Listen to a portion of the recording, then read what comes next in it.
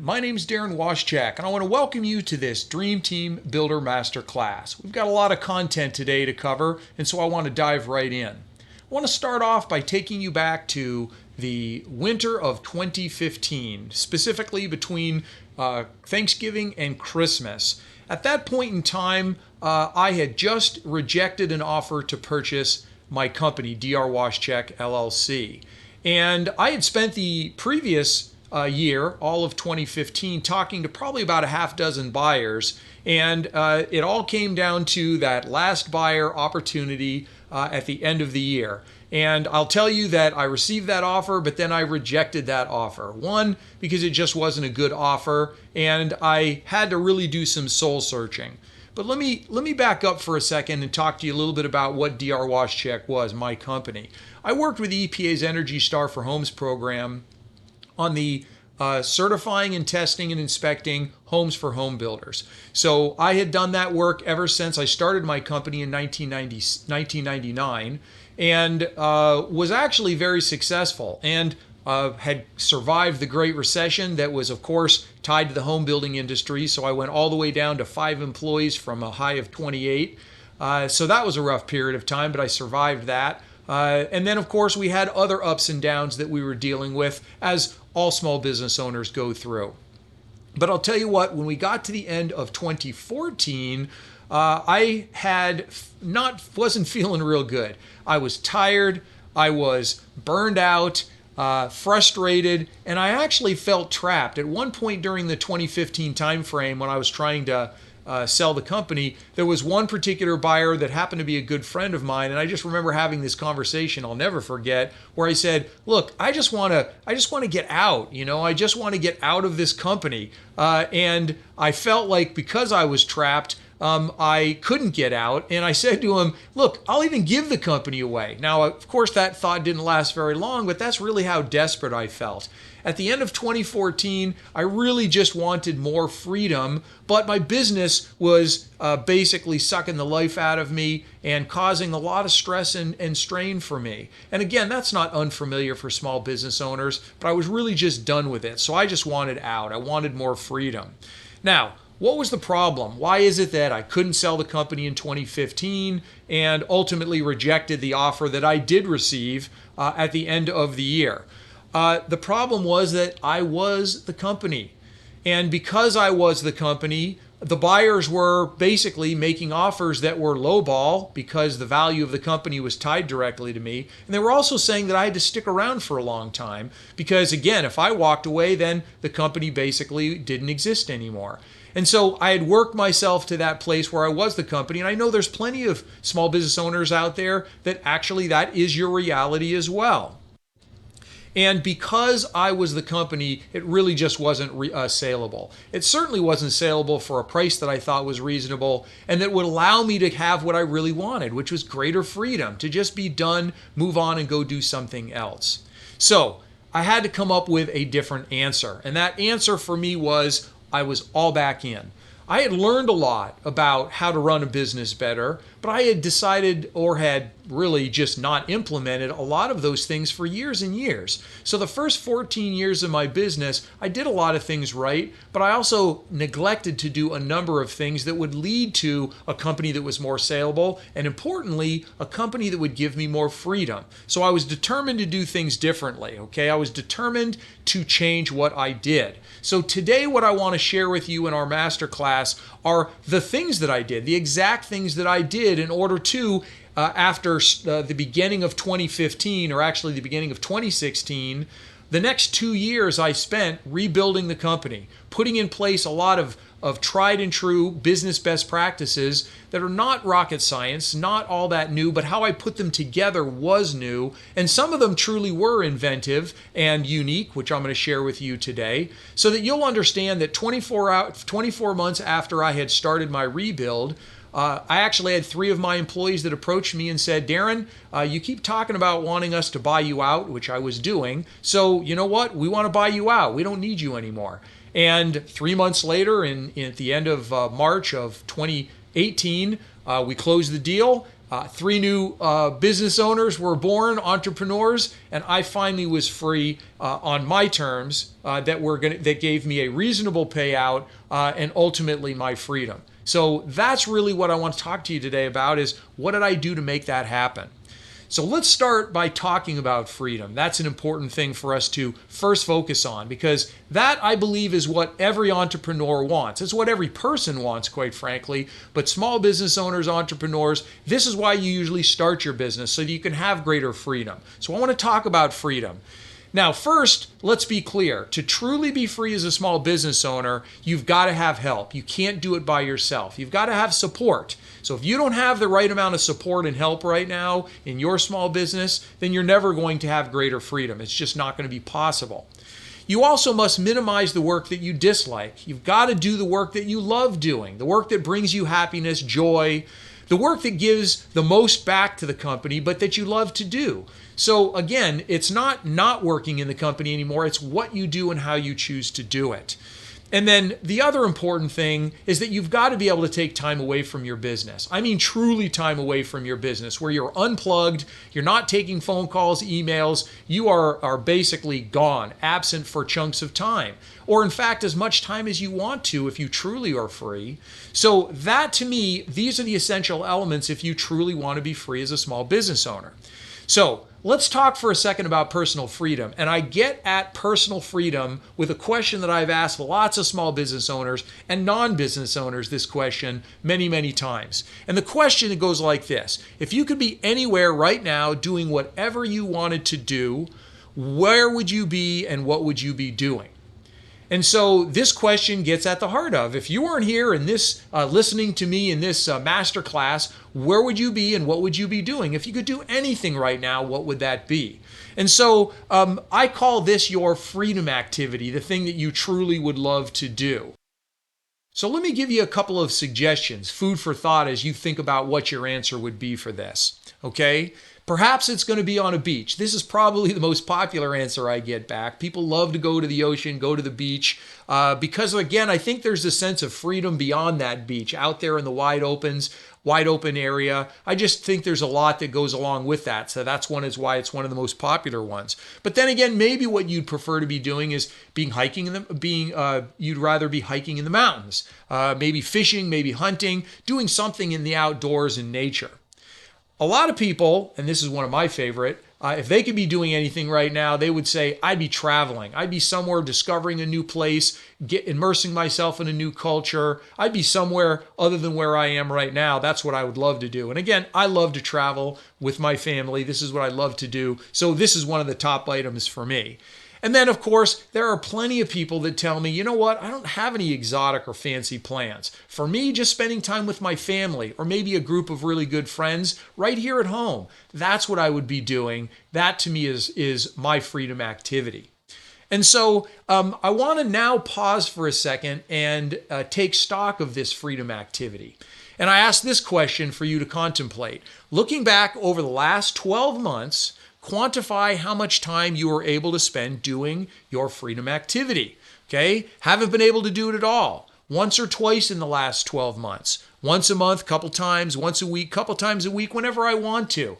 You know, I want you to think about what your answer would be for that, because the answer to this also is a description of an indication of how much freedom you have. I want to share with you what asking many, many small business owners has resulted in feedback. And this is what I've received in those answers. Basically, you can see that a whole 21%, not a small number, almost a quarter, say that they haven't been able to do it at all. Now, this is the activity that if they could do anything they wanted to, this is what they would choose to do. Not working in their business, okay? And so 21% said that they really haven't been able to. And a whopping 43%, or a total of 2/3, basically are not being able to do their freedom activity very much. And so from a personal freedom perspective, that really is a clue as to how much personal freedom you have. Now, I want to switch this over to professional freedom. Now, how would you define freedom in your business or your daily work? And I believe that it revolves around choices, okay? Freedom to choose. Choose the products and services you sell. Sometimes you don't get to choose what those are. You do what makes money, for example, or you do what keeps the doors open, or you do what other people suggest that you do, but you may not be in love with that. But being able to choose what you do is important. How much product or service you sell, okay? You may choose to do a very little amount of work. That might be your preference, but you might need to do a lot of work, a lot of product and a lot of service just to keep the doors open, cover your overhead. So freedom is really being able to choose how much of that work that you do, because again, you're the boss, you're the owner of the company. How much money you make. This actually sounds maybe a little counterintuitive.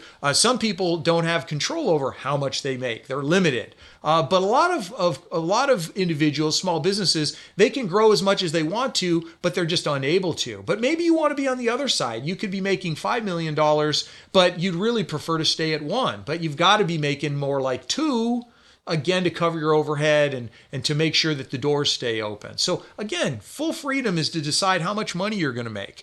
Importantly, who you work with, okay? This includes both your employees and your clients.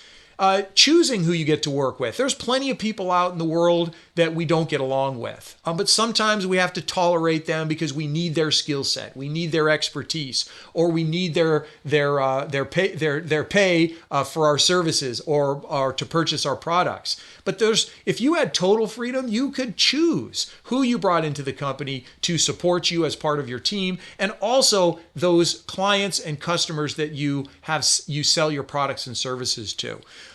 Professional freedom is also the being able to choose how you spend your time working. In other words, what you work on.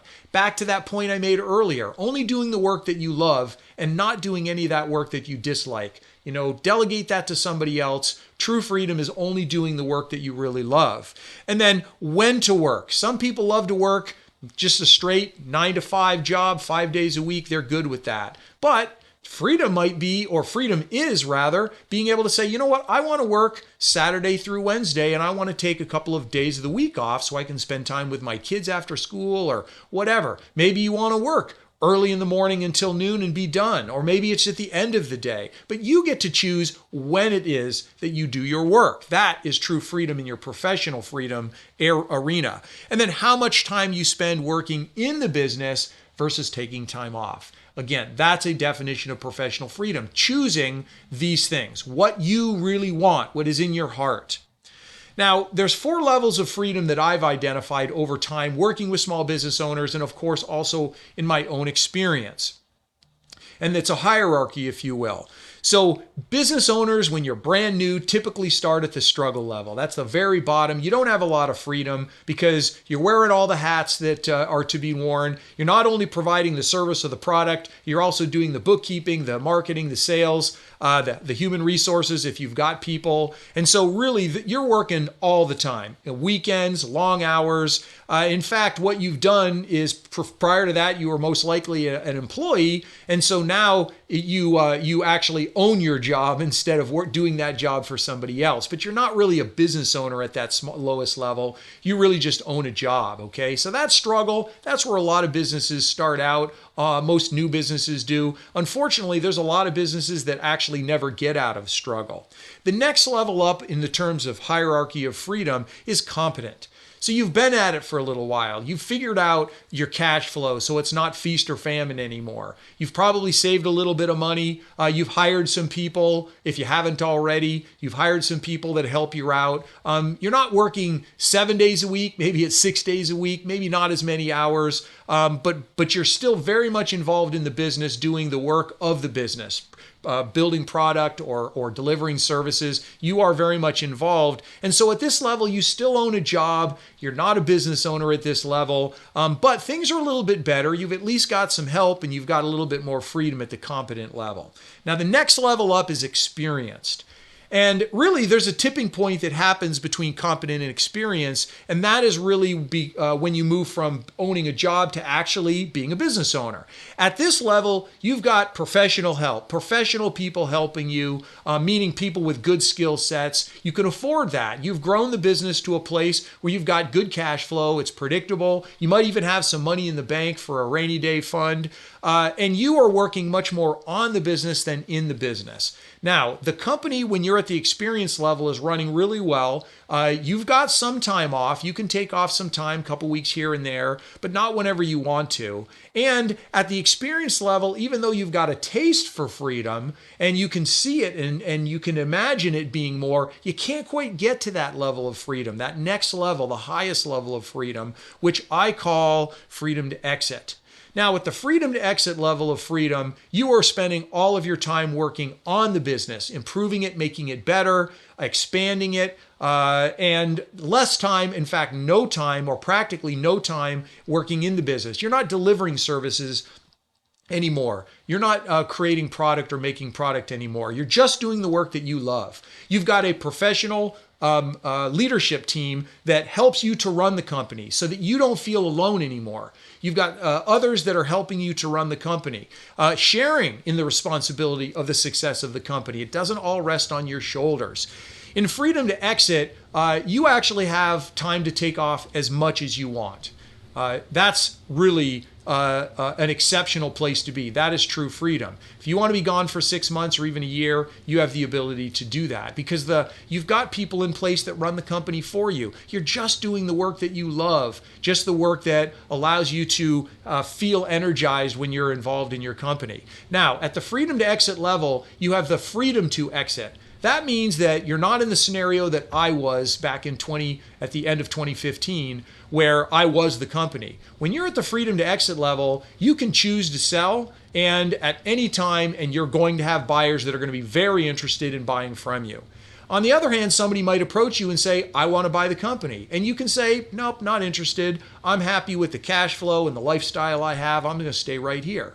Or you could take advantage of that and you can stay in the company or you can leave. But that's all your choice. You have the freedom to exit. You don't have to exit because, again, at that level, you've got maximum freedom within your business.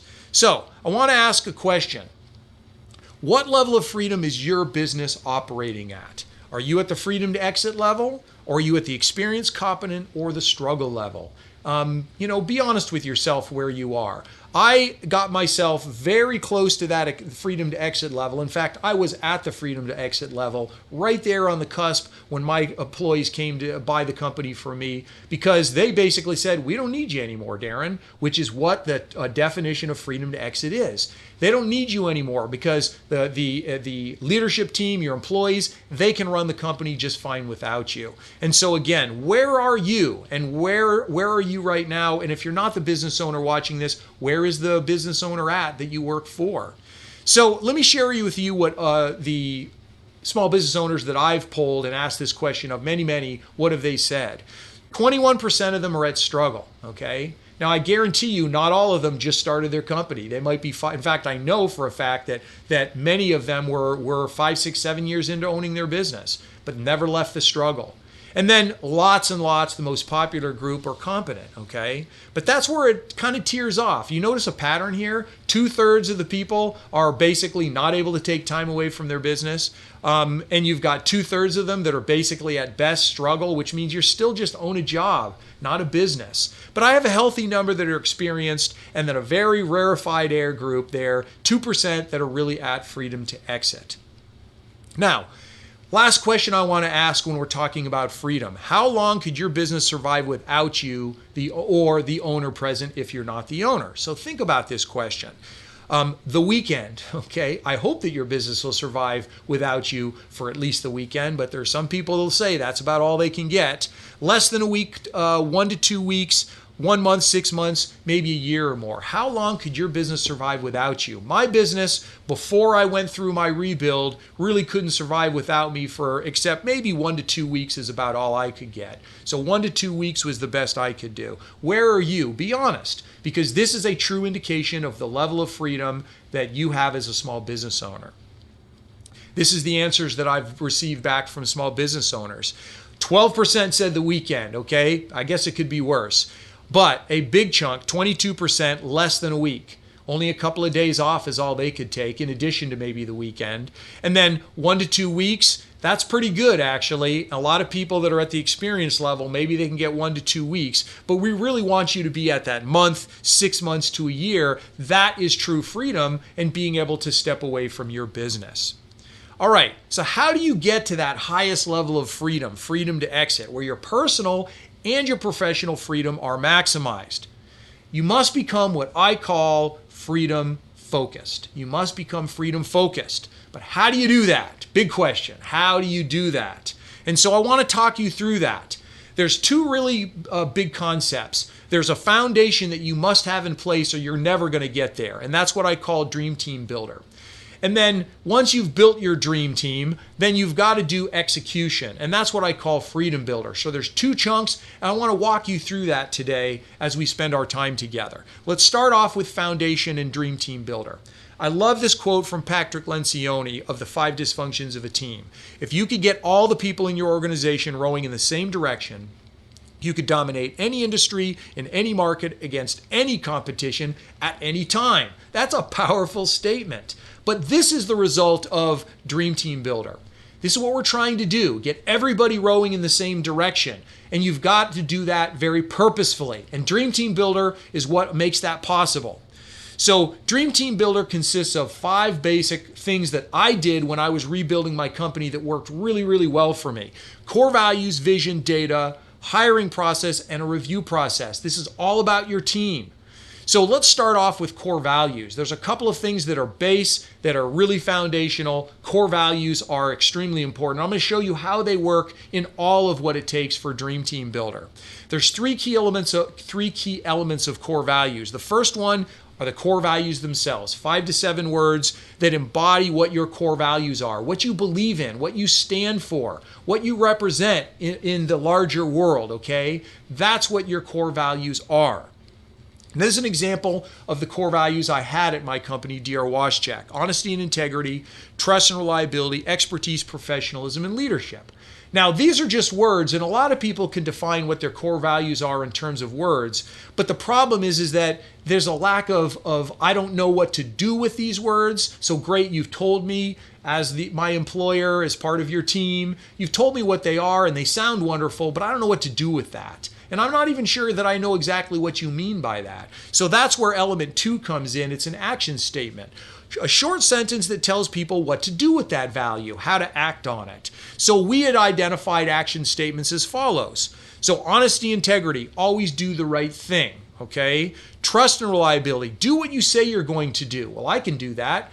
Do what you say you're always going to do. Now, expertise is a little bit trickier. The other ones might be a little more obvious, but to us, expertise meant expand your knowledge, always growing, always getting better. So the action statement's critical because then people know how to act on that core value when they're part of your team. The third element is also extremely important, and it's the narrative. 1 or 2 paragraphs that describe what that core value means to the organization, including examples that represent the core value when it's being acted on. Now, at DR Washcheck, when we go to expertise, for example, we had created a narrative. So it was very clear to everybody in the organization, what did we mean by that core value? How do you go beyond just acting on it? Or when you're acting on it, what is it that you're trying to fulfill? So I'm just going to read a little of this for you so you get the idea. Expertise is DR Washcheck's greatest asset. You might even call it our stock and trade. It's why builders want to work with us. It's what people will pay a premium for. And in short, it is the foundation of the trust, credibility, and reliability of our company, so on and so forth. We wanted people to be motivated by this. We wanted people to understand that this core value was the essence of who we are and what we were about. So I think a lot of people understand that core values are important, but you've got to put them into, again, the action statement, the narrative, and the core value itself in order for it to come to life. Now, we use these core values, and you'll see that shortly. Your core values are a reflection of your internal compass that helps you to navigate through life. If you compromise them, you will be lost. If you honor them, they will always help you to find your way. That is the power of core values. Let's talk about vision, another really foundational element that is essential for your business. If you don't know where you're going, any road will get you there. Okay, this is a phrase that a lot of people have heard over time, but how true it is. You've got to know what your destination is, that vision for what the future is. If you don't know where you're going, again, there's all kinds of ways to get there, but we want to be very precise and very deliberate in what we're trying to accomplish, and we can't do that unless we know where we're going, okay? And in fact, let me say this about vision.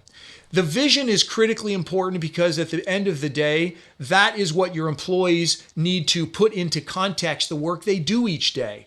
They're going to come and they're going to do what they do, and they're going to make sure that they do their job. But you've got to know how that job fits in with the bigger picture. How the task I do today helps us to get to that larger vision. So, how do you create a vision for your business? It starts with a vision statement, okay? A vision statement captures in one sentence the essence of what you're trying to achieve as an organization. It's aspirational, what you aspire to do in the future. So let me give you some examples and see if you guys can figure out where these came from, okay? These are from very large organizations, but great ones. Now, this first one's a giveaway. A computer on every desk in every home running Microsoft software. This is the vision statement for Microsoft. Now, is Microsoft ever going to be in every computer on every desktop? No, never. That's never going to happen because companies like Apple are out there, right? And they're going to have a share of the marketplace. But this is their aspiration. They wake up every day as an organization trying to fulfill this vision for the future. We want every computer to have Microsoft software in it. So what are we going to do to make that happen? So everybody in Microsoft, that is what they're striving for. Again, you may never get there, but that is that big, hairy, audacious goal that's out in front of you that you're striving for. To become the world's most loved, most flown, and most profitable airline. Perhaps another giveaway, Southwest Airlines. This is what, again, everybody's rallying around. They do a great job of this for those of you that like Southwest and fly on them, and a lot of people do. They really do a great job of accomplishing this. But everything they do is in service of getting and fulfilling this vision out into the future. To be the Earth's most customer-centric company where customers can find and discover anything they want to buy online. Another perhaps giveaway, Amazon, okay? And they've really done an excellent job of accomplishing this, and they're kind of constantly looking for ways to do more. Buy anything that you want. The only thing I think you can't buy is maybe a house, okay? But there's a lot that you can do, and everything that goes into a house, certainly. So Amazon has a strong, powerful, aspirational vision statement, okay? They may never, in fact, probably will never accomplish this, but they reach for it. They strive for it. And the last one, to create the most compelling car company of the 21st century by driving the world's transition to electric vehicles. Tesla. Now, if Tesla folded today, they could feel satisfied that they had actually accomplished this vision. They still are at it today, doing wonderful things and growing and being successful as a business, but they've really done so much to accomplish this. They're not talking about how can we earn more profits, how can we be the most profitable company. That's not their vision. Their vision is to be transformational. It's aspirational. That is a vision statement. Now, there's one more thing that you need to include for your vision in order for it to take life, and that is to have what's called a future state vision. A future state vision is 1 or 2 pages that describe what the organization will look like, act like, feel like, and perform like at some period in the future. A future state vision basically describes the company as if it already existed at this place in the future. Right now, you might be in one city and you might have revenues of $1 million and you might have 5 employees. But in a vision statement, you're going to essentially say, we are going to be in 5 markets, we're going to have $10 million in revenues, and we're going to have 50 employees.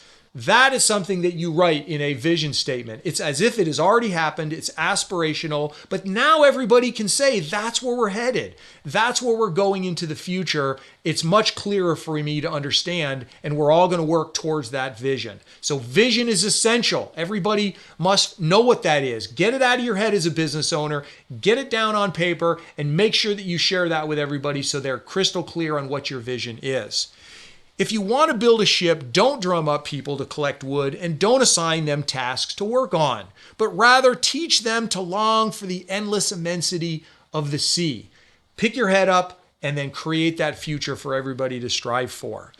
Core values and vision are essential to what we're going to be doing for building our dream team.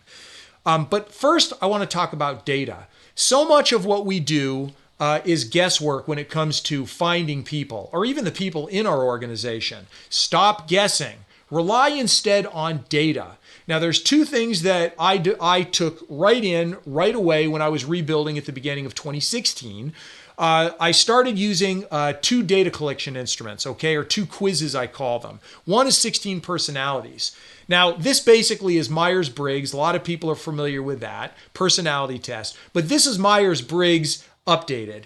There's a lot of things that have happened since the 1930s when Myers-Briggs was created. We've had a lot of social science that has developed a lot of improved theories on how people operate, how they think, how they do things. And 16 personalities takes advantage of the latest in social science. So there's a lot more than just the four letters that go into your standard Myers-Briggs, and 16 personalities allows you to understand when you've got somebody that you want to bring into your team, you know about them before they come in, okay? And you can actually take somebody that you know their personality results from if you have them take this quiz or when you have them take this quiz. And you can say, you know what? I've got somebody just like that in my company. And so I've got a pretty good idea of your personality and how you're going to work because Jane is just like that. She has the same personality characteristics as you, John, who wants to come and work for my company. So it's important. The other test or quiz that I use, and by the way, both of these are free, but the other quiz that I use is called Predictable Success. And it puts people into basically defining what's their leadership style. How do they act? How do they handle things in a leadership role? There's visionaries, operators, processors, and synergists, okay? Now, visionaries are basically almost always the owner of the company, the one that is the big idea person, thinking of things at a 30,000 foot level. They also get really distracted easily. They'll go away to a conference and come back and all of a sudden they're like, you know what, we're going to change what we're doing. We're going to do this. And sometimes that can be problematic. You've already decided as an organization that you're going to be building houses. But what they say is they come back and they say, well, now we're going to start building cars. Well, they don't work and they're not in line with where we want to go. But visionaries can get distracted like that. But they're really the thinkers, okay? They're the ones that drive that vision. They have that vision. You, as a business owner, probably are a visionary. Now, you're also something else. You're never going to be one of these things. So you might be a visionary, but your secondary is operator. Operators are get-her-done people, okay? They're like, just tell me what you need to do, get out of my way, and let me execute. That's what an operator does. Processors are, measure twice, cut once people. Dot I's, cross T's, make sure that's done. They're typically your accountants, your bookkeepers. That's the processors, okay? But they're really going to be process oriented. You need them. They're an important piece of your business, an important personality, leadership style. Operators and processors, by the way, hate each other, okay? They really don't get along well. Now, that's not exactly true, but they really are great against each other because they approach life differently. And then there's the synergists, because the visionary operator processor don't work really well together. By themselves, there's a lot of friction. The synergist is somebody that is a kumbaya, making sure that everybody works together, facilitates a good communication and cooperation and coordination. That's what a synergist does. And so you got to have all four of these in order for your organization to operate in a stable, successful, growth-oriented manner. And so we want to know certain positions, we want to know whether or not you are going to be a processor, because we need you as a processor. If you're a CPA, you come in as an accountant and you're not a processor, I'm going to be scratching my head. So this helps so that when people come in the door, you can be looking for a certain kind of people and you can make sure that's who you're adding to your team or that you already have on your team. Now, the predictable success and the 16 personalities data are used in your hiring process. So let's move next to that process of hiring. Vision and core values are essential as part of your hiring process. I used to hate the hiring process, okay? I don't know anybody that actually enjoys it, quite frankly. Even HR people, I think, to some extent, are not fans of that hiring process because it's difficult. You put an ad out, especially for a small business owner that's not an HR person. You put an ad out, you hope that you get people to come in and send you applications. You sort them through, and then you make some phone calls, set up some interviews, and then you hope you get the right person, okay? We need to transcend that. I was determined at the end of 2015 going into 2016 when I was going to rebuild, I was determined to do this hiring process differently, okay? And so the first thing that you've got to start with is an excellent job ad. Now, a job ad to be excellent has to have some important characteristics, okay? First of all, you got to realize that this is that first opportunity to make a first impression. Most employees will never have heard of you, especially if you're a really small company. And so they don't know about you. And the first impression they're going to get is your job ad. So make your job ad interesting, differentiated, however you define that. A picture, maybe a line, not just a job, make a difference in the world, which is truly what I said in my ads. These caught the attention so that I would get people to show up. But then also I include elements of my vision in there. What do we aspire to be? Who are we as a company? Get them excited in that first paragraph. You're selling your company. And so vision is something that you want people to grab onto and to be excited about. And then you also need to include your core values, you might have noticed. Right up there, right on the job ad, one of the first things people that are potentially going to work for you see is what do you stand for, what do you represent, what do you believe in. Now, I also include the action statement, not just the core value. I also include the action statement in the ads as well. Now, core values act as a filter, okay? They're going to attract people that see those core values and say, I'm on board for that. That's great. I agree with that. Those people are going to want to be a part of your team. But some people are going to look at your core values and go, no. I'm not comfortable with what you're trying to do there, what you're about, what you believe in. I don't believe in that. Well, they're not going to apply. Perfect. You didn't want them anyway. So it's going to act as a filter. A good job ad will filter out the people that you don't want to waste time on. Okay, you don't want them to send you a resume and waste your time. So again, you want to make sure they're aligned with your organization, and core values is one of those things that you do right there at the front end. Now, the data that I talked about is also a part of the hiring process. Every applicant, if we say we want to give you a chance, we want to maybe interview you, you send an email and you say, take these 2 quizzes. And you need those results back so you know who they are, personality, you know their fit when it comes to predictable success. You know about this person coming in. But there's another thing. You also want to make sure they follow directions. So you've also got your apply, submit the following, a resume, a cover letter. That's one way of following directions. But in order to take these quizzes and send you the results, there's a little bit of direction that you provide, clear directions, and then also they've got to follow it. If somebody nails this, take the quiz and get you the results, that's impressive. It's not impossible, it's not that tricky, but there's amazing how many people just don't follow directions. So you have those 2 quiz results at your disposal. If they take the quiz and you've invited them to take the quiz, then you give them an interview. If they don't do the quiz, you do not give an interview. You've got to be stringent about this. They only get an interview if they give you information so you know who they are and you know how they fit. I don't care how good their skill set is. If they won't take 15 minutes to do your 2 quizzes, then do you really want them on your team? I'm telling you, every time you skip this and ignore this, you are going to set yourself up for a problem. I guarantee you, okay? So one of the things that I teach in the hiring process is that process right there. Okay, let's continue on, or I want to share with you a little bit of global, this is the 2016 Global Talent Trends. This data is a little older, but it's still extremely relevant because it came out right when I was doing my rebuild, okay? The biggest roadblock candidates face when changing jobs is not knowing what it's really like to work for a company and not understanding what to expect from their role, okay? So you've got to do those things in your interview process, but importantly, 66% of candidates say they want to know what the culture and the values are, and 50% say they want to know what the mission and the vision is. Right there.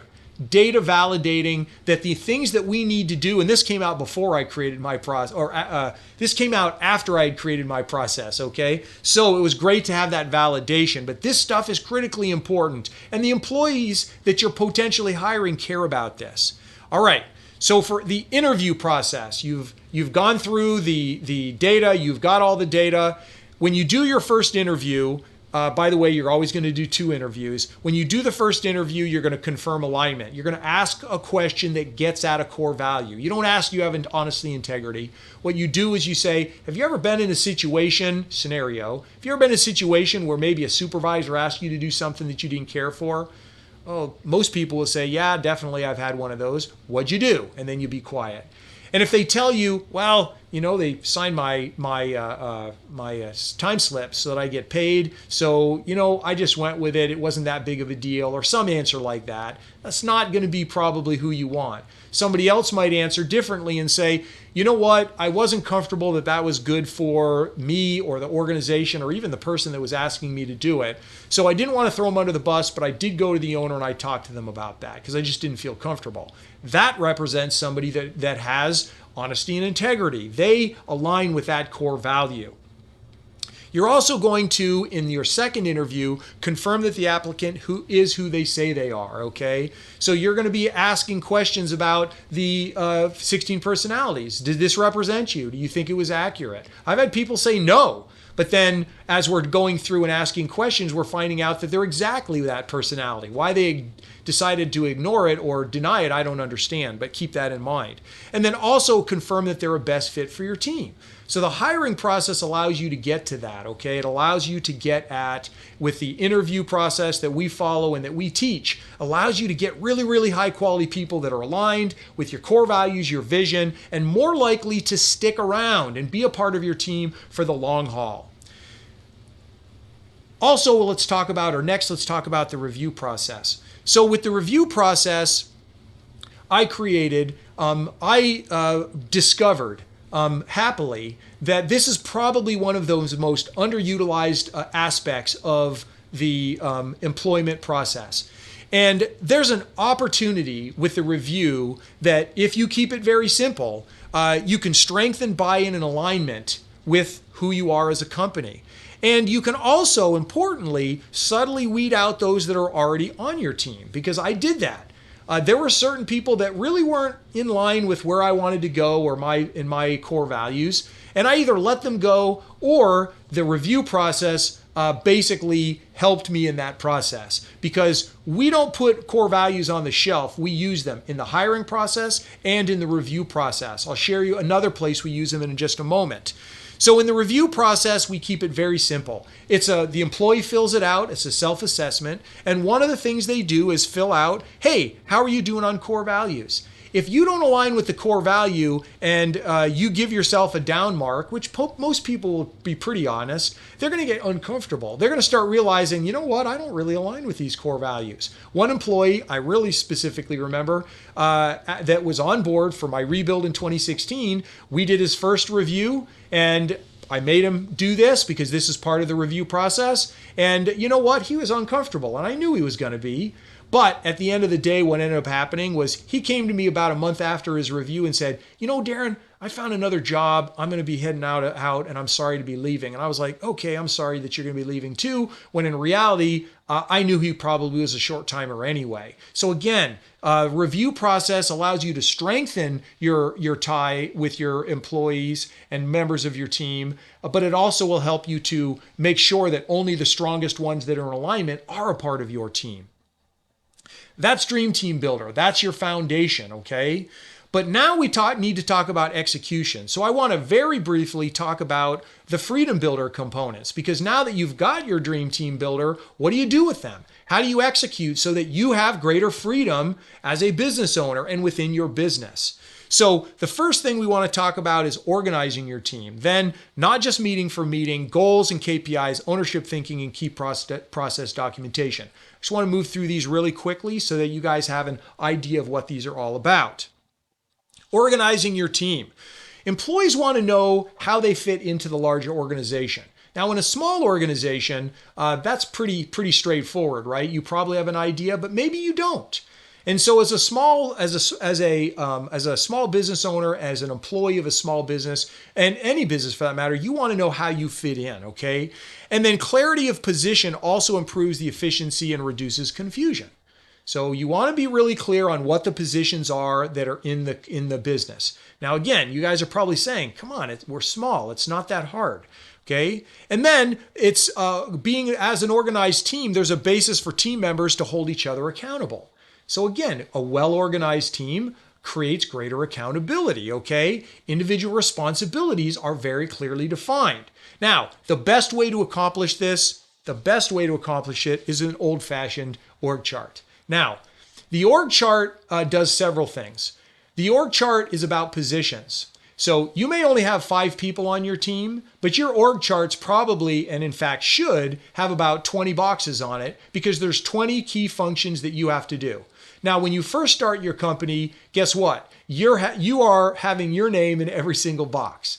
But that's the beauty of an org chart. As you bring in people, you start plugging them into boxes or several boxes. But everything's organized because you know what the functions are that are essential to your business to operate. And then you start, as a business owner, plugging people into those boxes. And what's wonderful as a business owner is you start working yourself out of those boxes. Yeah, you're sitting in the orange box at the top, but you want to work yourself out of those boxes so that eventually, when you are at freedom to exit, you are sitting in that top box only, or if there's any boxes below that top box line, it's the stuff you really love doing. You bring lots of value to the company when you do it. You don't mind doing it. In fact, you love doing it. So that's okay, but you're choosing what those things are. An org chart is an essential element of what I do with small business owners to make sure they're really clear on what's going on, but also the employee, everybody that's on the team, they know how they fit in and how they might move themselves to a higher level. Now, not just meeting to meet. There's 2 kinds of meetings that you need in order to truly have a freedom-focused business: a leadership team meeting and a regular company meeting. Now, the leadership team meeting is something that you're going to be doing religiously once a week. And some people are like, man, I can't do that. The truth is that a leadership meeting that's done really well with the key employees that are part of your leadership team that help you to drive the business, and if you're really small, it might be everybody. But if you're a larger company, 10, 20, 30 people, then it's going to definitely be just a small group of people, the owner plus your key employees. By the way, done right, you don't need a lot of other meetings. That's what I teach. That's what's critical. So ideally, it's a short meeting. 60 minutes is ideal. Typically, 90 is going to be probably pretty popular. But these are timed meetings. You're going to get done what needs to get done, in and out. You're not going to be wasting time. Critical for problem solving and coordination. You've got to meet with a very set agenda, same agenda every week, that allows you to make sure that you are getting the most from the time that you're together as a leadership team. Everybody walks away with their responsibilities. They know what everybody else is doing, and only the most important things are being worked on. Next week, we'll work on the next thing. This week, we've got to focus on this thing. It's very well organized. The agenda is essential. The other critical meeting is your company meeting, okay? Now, for a while there, leading up to 2014, we did maybe 1 or 2 company meetings on an as-needed basis, but we didn't do them regularly. You need to be doing your company meetings once a month. It's essential, okay? And don't skip them. This basically allows you to create team. It creates team. It builds an understanding and appreciation across the different areas within the business. In my business, we had field inspectors that were out in the field. We had an office of people that were doing plan analysis, and of course the other office functions. Well, the guys in the field, they never ever came in. So the one time that they got to connect and understand that they were part of a bigger organization was that monthly meeting. And if you're in the same situation, bringing people together builds that team. And again, that disconnected was that operations bullet point. And then this is also your opportunity to reinforce core values. There's an agenda item on every meeting that says, let's go over a core value, one each month. You rotate through them, and we're going to read the core value, the action statement, and the narrative. Then we're going to go around the room and say, does anybody have some comments about how they've seen this exhibited within our organization? And people will say, oh, Bob did this and Jane did that. As part of this, we're also going to let people say, but they also did this core value. So it's really a feel-good opportunity to reinforce the importance of core values, but also the examples of when people are really doing an excellent job on it. Core values do not sit on the shelf. They are pervasive in what you do, how you act, and what you do as an organization. If you want to go quickly, go alone. If you want to go far, go together. Good team meetings, good leadership meetings are essential to how you do that. You can't go it alone as a business owner. Goal setting and KPIs. So a very clear defined process, which I share, of 3-year, 1-year, and quarterly goals is essential. Okay. What you do when you have this level of goal setting, it's all based on your vision. So the vision is where you want to go. The goals are how you're going to get to that vision and fulfill it. Now, your vision might be 10 years out. Well, what do we need to do in the next 3 years to get there? All right. And then what do we need to do in the next 1 year to accomplish those 3-year goals? And then you can do the quarterly to go to the 1. Now, the beauty of and the power of goal setting in this manner is that when you're working in the here and now on the quarterly goals, you don't worry about the 1-year goals. You definitely don't worry about the 3-year goals because those are already established. And once a quarter, you're saying, what do I got to do this quarter to get that 1-year goal? I don't worry about the 1-year goal. I worry about what I need to do for the next 90 days. At the end of a quarter, we're going to look at the annual and say, are we on track to get there? Make an adjustment, set your new quarterly goals. Forget about the 1-year goals again for 90 days. Don't stress about it. Don't worry about it. And then you do execute for the next 90 days. Over and over again. Rinse and repeat, rinse and repeat. Tortoise in the hare. It's not a sprint, okay? It's a slow, gradual process. If you follow this process, you are guaranteed to accomplish what you want to accomplish. I'm just telling you.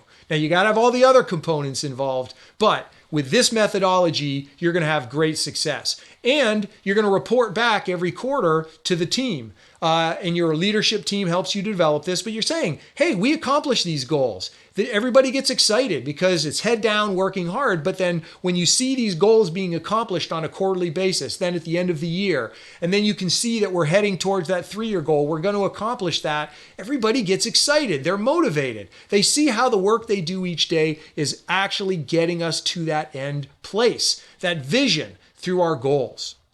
Now, KPIs are also an important piece of measuring the success of your goals along the way. Now, most financial measures, including our income statement, cash flow statement, and balance sheet, those are usually looking backwards. How did we do? But KPIs, on the other hand, are really leading indicators instead of lagging.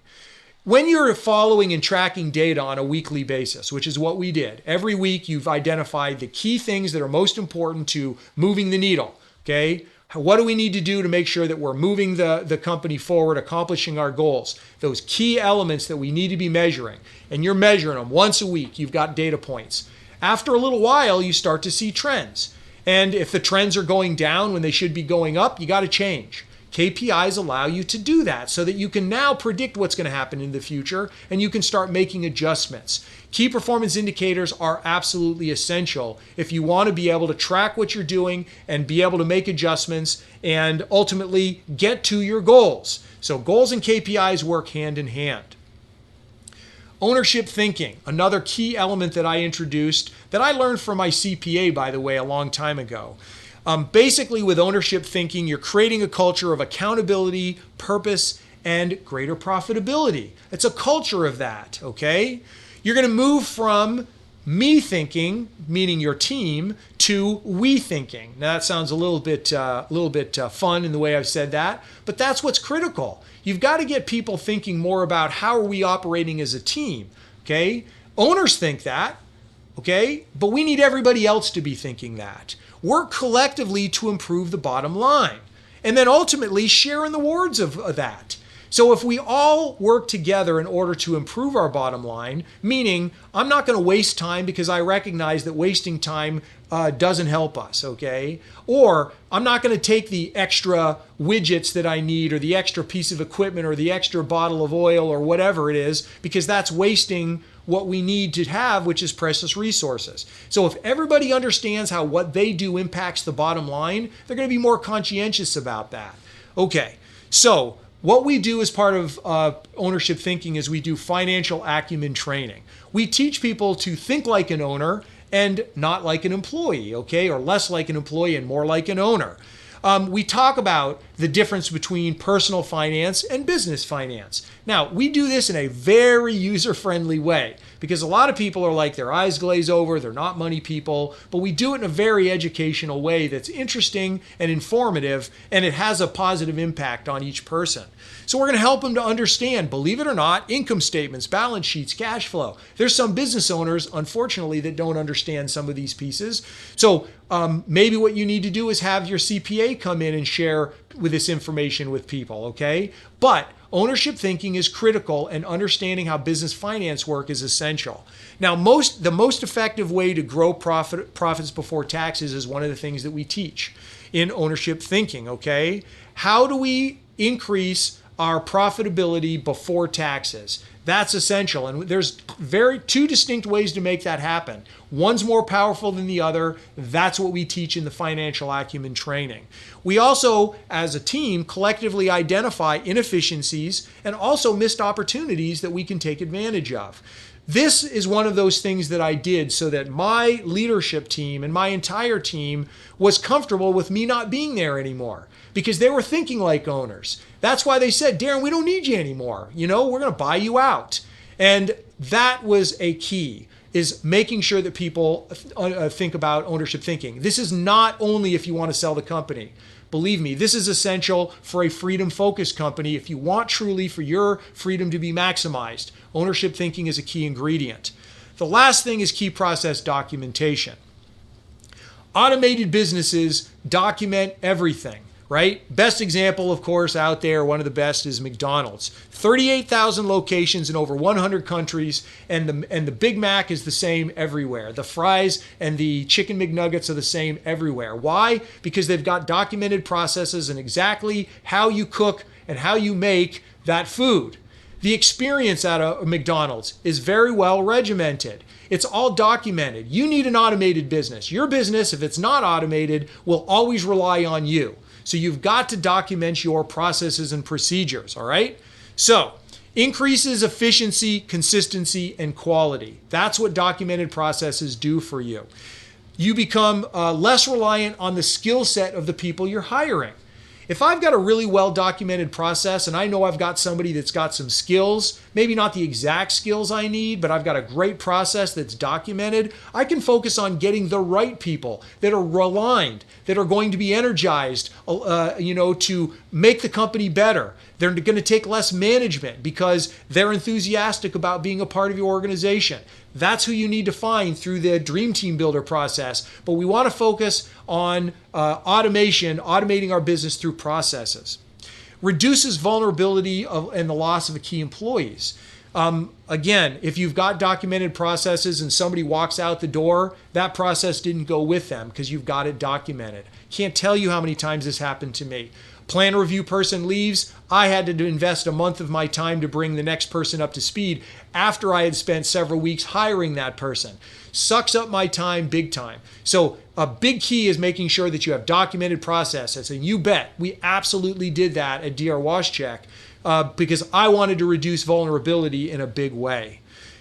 It also improves, of course, your onboarding process because here's what you got to do. I'll fine-tune that with you. You can ask questions, but here's your onboarding. But it also helps with cross-training. So if you want somebody to actually know how to do a task so that person can take some time off, well, document what they need to do so somebody can easily slide in. And in their absence, they've got something to refer to because that other person's on a beach somewhere and you're not going to call them because you respect their time away just like you want them as an owner to respect your time away.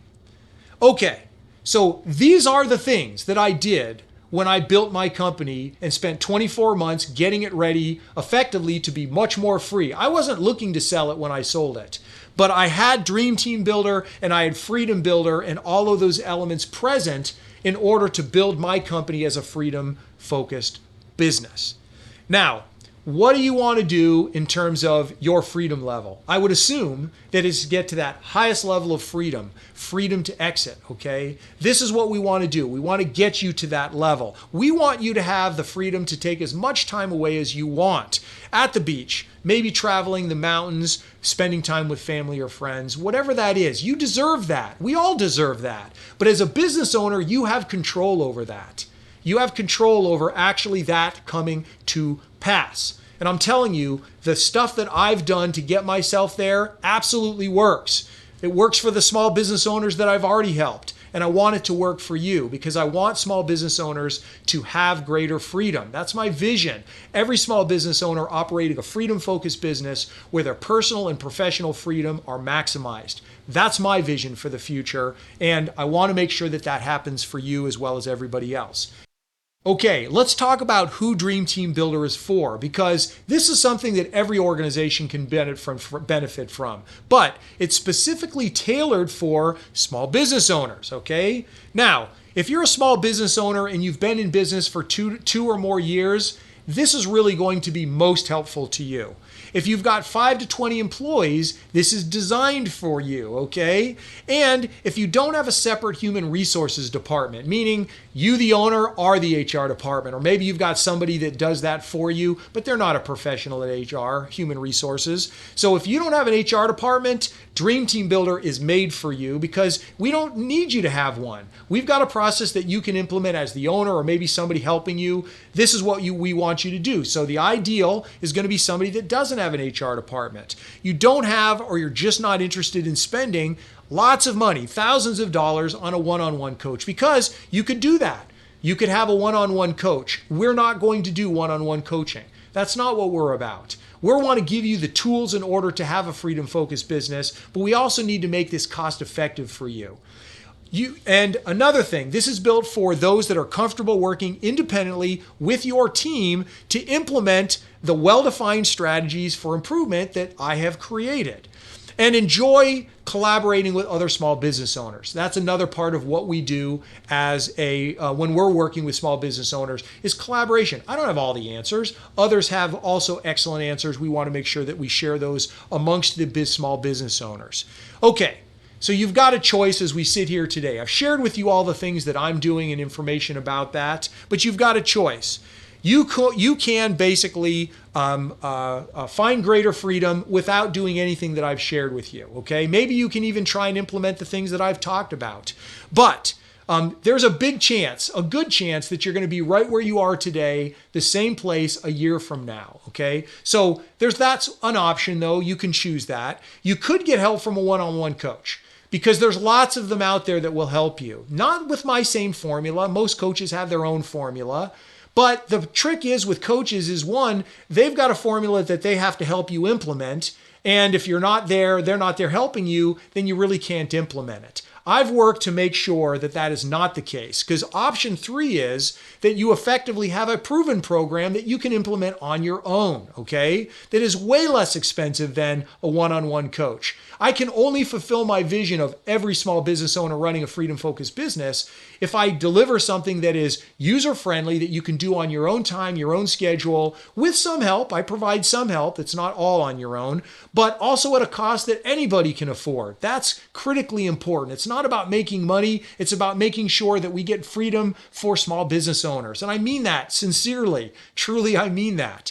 So, if this is of interest to you, doing something that is in that category 3, that is, then Dream Team Builder is something that I invite you to participate in, okay? With Dream Team Builder, there are 5 different classes covering those 5 elements that we've already talked about. Core values discovery, clarifying vision, getting to know you, a simple but effective hiring process, and reviews that you and your team will look forward to. So, in Dream Team Builder, this is what's going to happen. You're going to be able to achieve the following. You're going to have a vision, crystal clear. You're going to be able to establish what your core values are. You're going to learn how to use data as a valuable tool in your hiring process and also for your team itself, not just the people you're bringing in, but your current team. You're going to establish a powerful hiring process that allows you to build that dream team that you want. Learn a simple but effective employee review process so you're not leaving out that one thing that most business owners don't do a very good job at, that will allow you to truly strengthen your team. And at the end of the day, with Dream Team Builder, it's a very solid foundation for you to have much greater personal and professional freedom. So, what's included in the Dream Team Builder program? Virtual on-demand classes. They're available for you 24/7. Okay? You can either buy individual classes. Some of you may just want to have your core values figured out. Great. Just do that class. Some of you may just want to know what this hiring process is. Great, take that class, okay?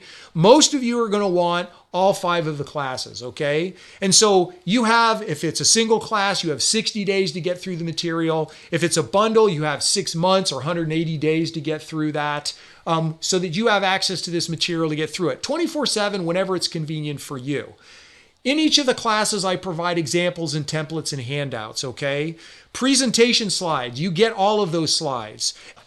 If you're interested in purchasing the classes that are part of the Dream Team Builder program, either individual or the bundle, you can go to my website at darrenwashek.com/sources, or at my website, darrenwashek.com. If you just go to the top where classes are, and you can go down to either classes or bundles, and that's where you're going to find the link in order to purchase the bundle of classes. Again, the pricing is on my website. So go to the website, and that's where you're going to learn exactly what the pricing is for each of these classes. But it is a very, very affordable price, lower price compared to anything that you'll see with other coaching. But again, that is intentional.